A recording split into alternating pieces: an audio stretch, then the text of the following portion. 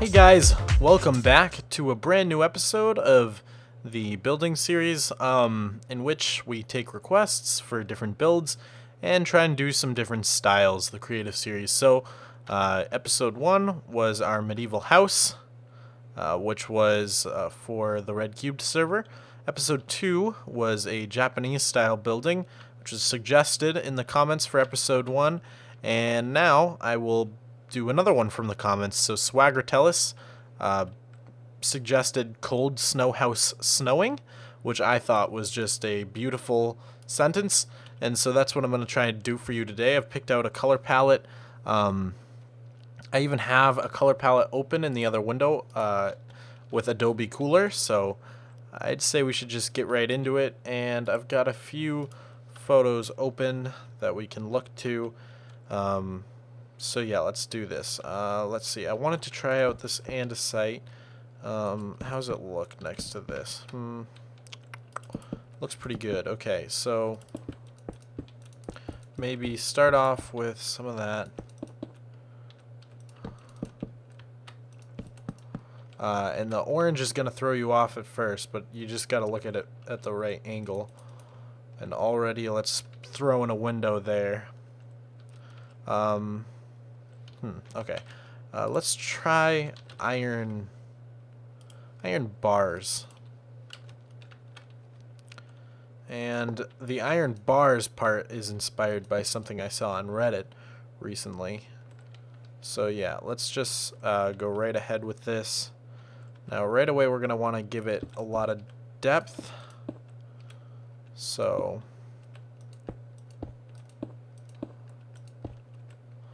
do something like that. Come up here, let's go back with it.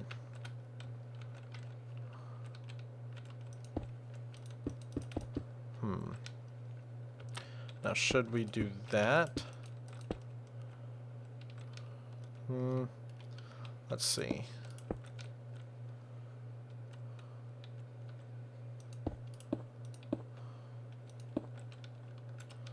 And what's a highlight block we can use? Well, there's always that, right? And once again, we want to back this up. This will be a fairly symmetrical build, so we'll put this up just like that. Okay, perfect. Now we're going to want some posts back here to help support this part of the building. And yeah, we'll get our iron bars in there. That'll create some more depth, of course. And then might be able to do something like that.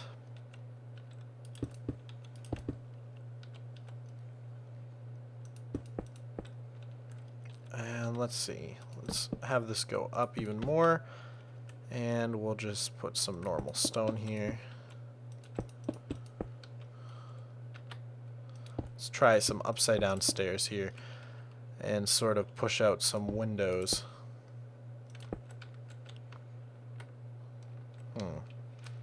Yeah, that looks alright. Actually, let's try bumping this up and making this like a complete balcony sort of thing. So we'll put that there. And then stretch that across. Okay. I do like that. We'll replace that with full blocks. And then have this come out. That's good. Alright. So we'll cap these off like so. We'll leave those. The orange is throwing me off there. Okay. And we'll push this back, so perhaps we can have some stairs like that, and then I guess stone coming up in the back here like that. Okay, yeah, and that'll push it to the next level. And let's see, let me look at some more reference photos. We gotta try and incorporate snow here, somehow. So let me get some snow, and we'll have both the snow layers and the snow blocks. We got plenty of those, I guess. So, all right. So this might be a little too contrasty, but if we can incorporate it in other places, it should balance out in the end. So let's boost this up like that, doing the same thing on both sides, and soon I'm going to cut and we'll get into the story here as soon as we finish the front face of this building. And we'll make this go just as high here. But there needs to be something going on to give it a little more dimension. So, well, let's see. First of all, we'll cap that off like so. And what can I throw in here to make this more worthwhile? I guess just a nice racing stripe sort of look. And then below here, we're going to want to throw another half slab. Make sure the glass is all covered up. And maybe some iron bars here. Or no, we probably want some glass panes. So I'll grab my glass panes. Yeah, we're going to use the glass panes mostly as the windows, I think. And let's try knocking out these windows and turning them into these as highlight blocks instead. Yeah, I kind of like that. So, yeah, I'm going to build the same thing again, and then we can work on an entranceway here. And I'll do that while I tell you guys a story. Alright guys, time for a story, and this is actually going to be a story that I've told before on my channel, but it was a long time ago, and I'm sure 80% of you weren't around for that, maybe 90%, maybe even more. It was, the year was 2012 when I first started the channel, and I think it was episode 7 of the Flat World, just another episode, or something like that. I know it took place in the Nether, and I told the story of when my friend and I biked 100 miles in one day. So yeah, I'm gonna tell it again here today because I'm sure a lot of you haven't heard it, and I like it. It's a fun story, and I'm sure my friends have heard it a million times. So let's go. Basically, I have a cottage up in Vermont, and it's, I'd say, it's on, excuse me, it's on Lake Champlain, and it's about a mile south of Burlington. I know some people will know where that is. So it's, or I didn't mean a mile, I meant an hour. So yeah, it's about an hour south of there. And it's about an hour south of there. I just like broke out into that accent. Okay, anyways. So yeah, that is where the cottage is, and for those of you that don't know, there's a Ben & Jerry's ice cream company. I'm sure most of you know that, but if you don't know this, they started in Vermont. So yeah, Ben & Jerry's is from Vermont, and yeah, so the factory for the place is also in Vermont, but it was pretty far away. It was about 50 miles from our cottage. But anyways, my friend kind of liked this girl, and she's weird. Like, I'm really good friends with her, but we were saying to her how funny it was, because she mentioned that the Ben & Jerry's ice cream factory was in Vermont, and then we were saying, like, man, how funny would it be if we like went all the way there, biked all the way there, and we looked it up. It was like 50 miles. You're like, ah, no way. And then we were like, you know, just to impress her, it would be funny to actually do it. And then, you know, it stopped being about her very soon, and more about the craziness of it, because my friend and I we're a sort of crazy bunch. I could tell you the story of how we met some other time, but we get into a ton of shenanigans, ton of I wouldn't say trouble, but ton of situations, like I don't know, we're troublemakers is what I'm trying to say.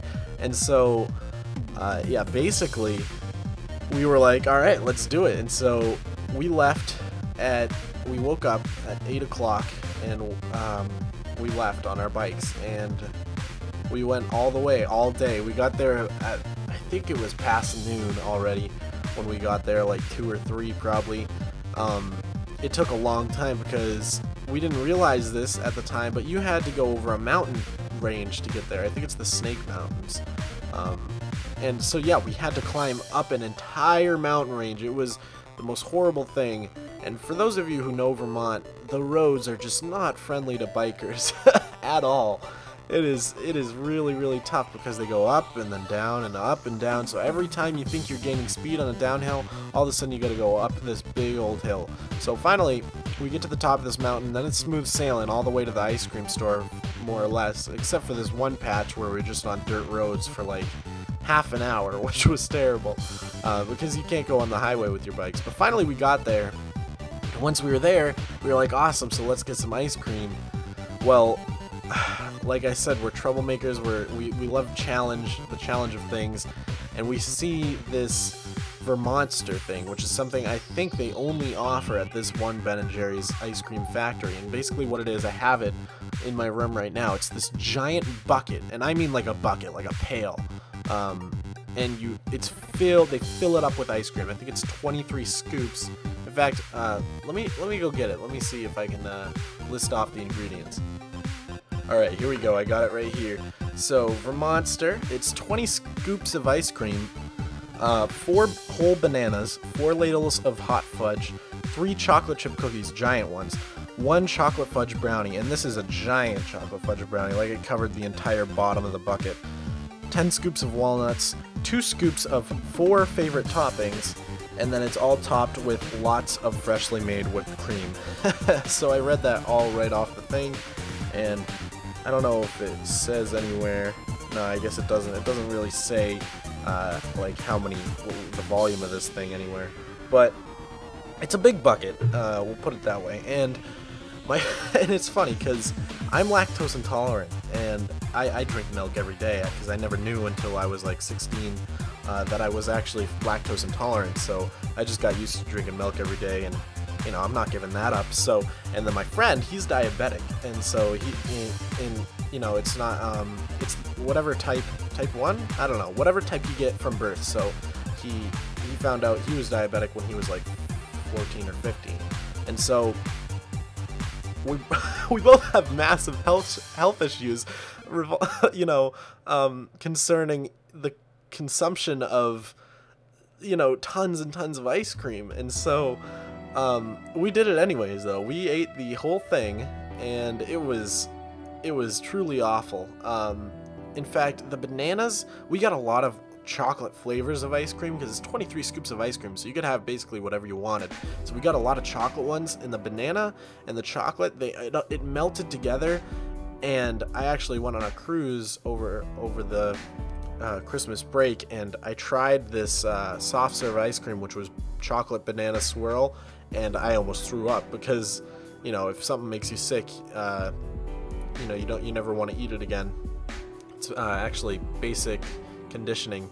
It's actually, yeah, operant conditioning. It's some sort of psychology thing where in order to avoid poisons and stuff, we've evolved to just hate any food that makes us sick for a really long time. So yeah, I was like repulsed by this flavor of ice cream. But anyways, so now I was full. I mean, I must have taken 2/3 of that thing because he couldn't really take too much of it, and I really wanted to finish this because when we were finished, we got a pin, and I wanted that pin. I don't even know if I still have it. I probably lost it. But anyways, so we're finally done. We're full as all heck. In fact, I even like went behind a dumpster at a Cumberland Farms and like tried to make myself throw up. That's how bad it was. But in the end, so we started going back, and remember, now we're going uphill again. So we're going back, and it's actually looking like rain, which is the first bad thing. And then we're like maybe on the road for like 5 minutes before his bike like breaks, like the gears get jammed and then they just like don't fix. And so for the rest of the entire trip home, for the rest of the like 50 miles or so, he's got this broken bike which can't shift gears, and it's like in this awkward gear where when you're going up a hill it's too much. It's really hard, and you want to make it easier on yourself, but when you're going downhill you can't shift up and you can't get enough speed. And so he was miserable. And then on top of that, his bag breaks, and he was carrying half our load, you know, all our lunch, all our stuff. And so I had a bag too, but now he puts all his stuff in my bag. And so now my bag's really heavy. Like it was 30 or 40 pounds, maybe more. And it gets to the point where I was like dying, like, because after a while, you know, it doesn't sound too bad. You can carry around a bag like that, but after a while, it gets to the point where you're breaking your back, it's digging into your shoulders. It was really, really painful. So on the way up some of those big hills, I literally, I had a pain stick. I grabbed a stick off the side of the road and just like bit into it because it was like actually painful for me, which is awesome. I mean, this is all part, we were like, the whole way we were just saying, man, this is gonna make such a great story. The pain is all worth it, you know? You know what I mean? And so, yeah, of course we made it back. It was about 8 o'clock. Actually, no, it was past that. It was like 9 or so when we were getting close. And then we were using his phone for directions, and he made a mistake. We missed a turn, and it cost us like another hour. So by the time we got back, it was about 10 o'clock. And we hadn't eaten, and we went into this pizza place, and we couldn't sit down. My butt has never been in such pain, because remember, we're not in biker shorts. I don't have a cushioned seat at all. My seat is really hard, and you know, I had all that weight on my back, and so my butt was literally just like broken. I couldn't sit down. It was so painful. And yeah, I mean, his seat was nice. His seat had some cushion to it, but mine was like just terrible. But yeah, eventually we made it back, and again, like I said, the story was kind of worth the whole ordeal, because now I can tell people about it, and it was quite the adventure. I don't regret it, that's for sure. It was a lot of fun. At one point, he almost even died. I think we were like racing down a hill, and he entered a do not enter ramp, which I don't think he knew at the time, and this car like came really, really close to hitting him. He was flying too on the bike, so almost died there. He probably almost died eating the ice cream too. He had to take like 1,000 milligrams of what's it called, insulin or whatever. But yeah, so that's the story. Hopefully you guys enjoyed it. Yeah, like I said, I told it way back in the day, but hopefully my storytelling has gotten a little better. I've always been a good storyteller, but on camera it's a little different. I don't know. It's not so hard when I'm sitting here telling the story like this, because I'm not recording Minecraft while I try to do this. I'm just sitting back and telling you guys a story. So hopefully you guys enjoyed that story. And yeah, someday I'll tell you some more of the shenanigans me and this friend have gotten into, because actually, spoiler alert, I've done a few series with him on the channel. It's Brooch from Brooch Tycoon, and he was also in Waking Up.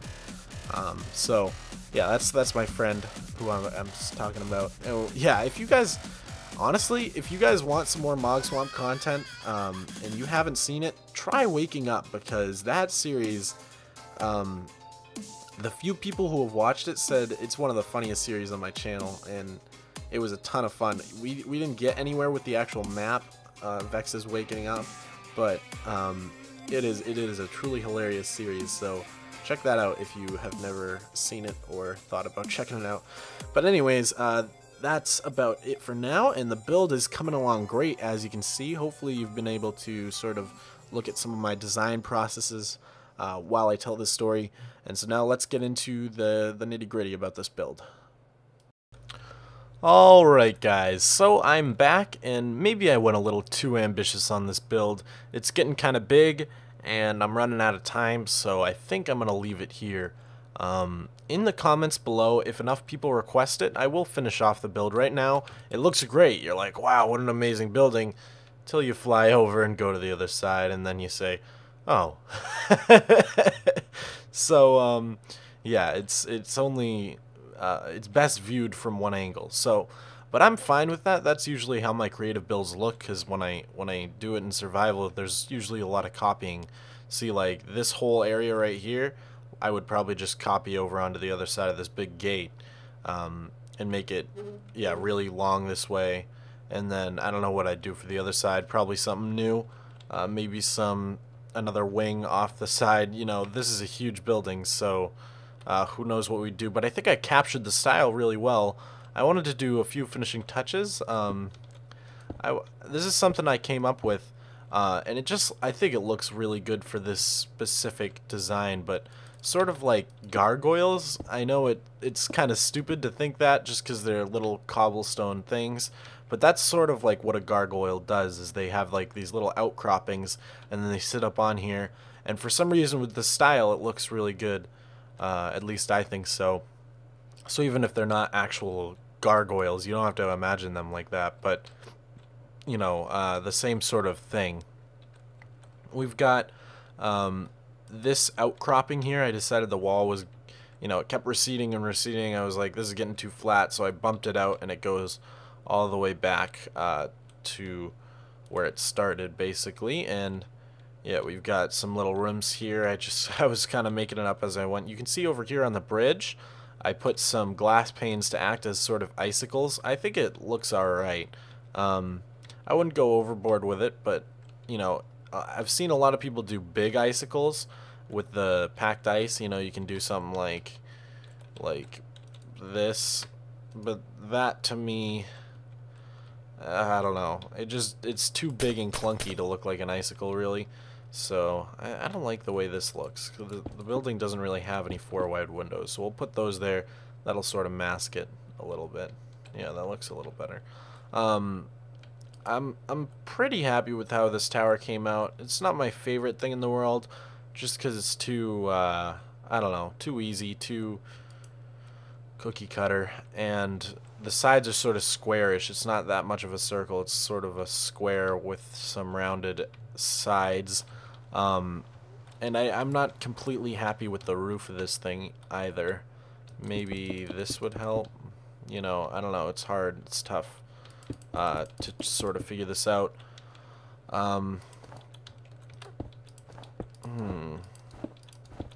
Let's try this. This might actually work for me. I gotta do it to both sides before I can tell, though. Alright, let's go over here. I hope you enjoyed the story, by the way. Not sure what I'm gonna tell for this episode. That's like, believe it or not, that's like the hardest part of this series for me, is when I have to tell this story, because I never know what I'm gonna tell. I think that looks a little better. I think I like that much more. So yeah, the acacia wood and the ice and the stained glass, they all look so nice together. And especially if you use a lot of these stone half slabs, you can really go overboard with it on this build, and it can still look pretty good. So don't be afraid to have big rows, big columns with them. And you know, it accomplishes the same thing as the snow. It's a white highlight, which the snow, I'd like to incorporate it in a little more, because right now this sort of seems out of place compared to the rest of the build. In fact, if I went in and changed these to the half slabs, it would probably look a lot better. I just really wanted to incorporate snow somehow, but I think it's going to have to remain as like a really, really subtle highlight block. And because we've lost that contrast with the stone, we may need to change this to stone bricks or andesite. Let's see. Yeah, because we lost a lot of that contrast. Let's just try it out real quick. Let's try the andesite. That looks a little better, I think.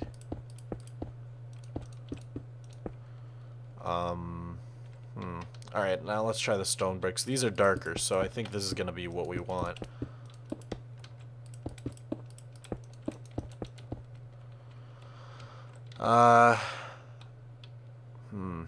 Oh, it's all a matter of preference. I think these both look good. The thing is, these the texture, how it's all split up, is freaking my eye out, because there's too many straight lines. So I'll change. How about we do this? We'll compromise. We'll do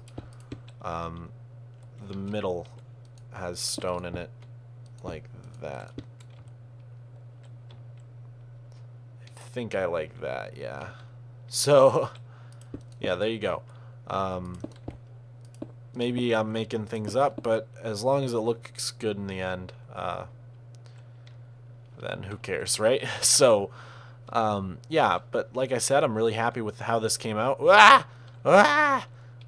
If you want me to go into more detail about the build process or anything, just let me know. And yeah, like I said, if you guys request this enough, I'll probably finish off the building. I'll do a part 2 to this and spend a day working on this giant build. Yeah, again, that's if you guys want me to. You know, try to convince me if you really want me to. Try to get the video to, you know, 30, 50 likes. 50 likes and I would definitely do it. That's for sure. So, yeah, just help me out a little bit. Maybe share this with your friends, because I am proud of this build and I think it's worth viewing. And so, if you do want me to finish it, prove it to me, right? So, yeah, I think that's going to be it for today. Thank you so much for tuning in this time. I'm really happy with this build. I like it a lot. You can see there subtle places to put snow. And oh yeah, I wanted to share with you one more tip, which is that whenever you're building and there's a block that seems too bright, always just set it back one. It makes a world of difference. Right here, because of the shadow in the game, you don't see this bright snow like this. That is really bright. But if you set it back one, all of a sudden the shadows of the blocks really take it back. And the same goes for if you have oak wood planks and spruce wood planks. If you build like this and you have spruce wood and you wanna have a different sort of color, you can just put the oak wood in back, and if you look from afar, they almost start to blend together. Whereas with this, you know that's a different color. So keep that in mind. The game only has so many different colors, but using shadow and depth, you can sort of create your own colors. So like this sort of darker oak wood doesn't exist in the game, but it does when you place it back like that. So just keep that in mind. That's a build tip that I've learned a lot. I've had to use a lot, so I think it's useful. But anyways, thank you so much for watching. Like I said, again, throw a like on the video and subscribe for more. And yeah, let me know if you want to see more of this series, because right now it's kind of few and far between. We've only got 3 episodes, but I think they've all come out pretty cool. And I think they're getting better and better, obviously, so bigger and bigger. And yeah, this one was interesting. I wasn't ecstatic about how it came out, but now I'm ranting. So thank you for watching, and I'll see you next time. Have a nice life.